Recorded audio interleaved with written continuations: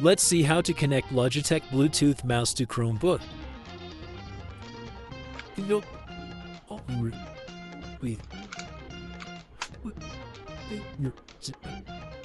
Turn on the Bluetooth mouse. Now press the Bluetooth button.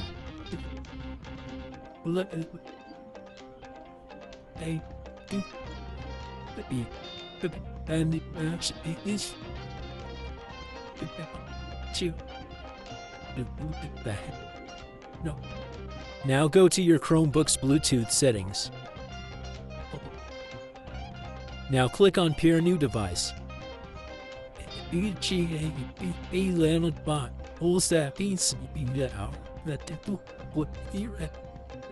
Now the Logitech Bluetooth mouse device is showing up on your Bluetooth.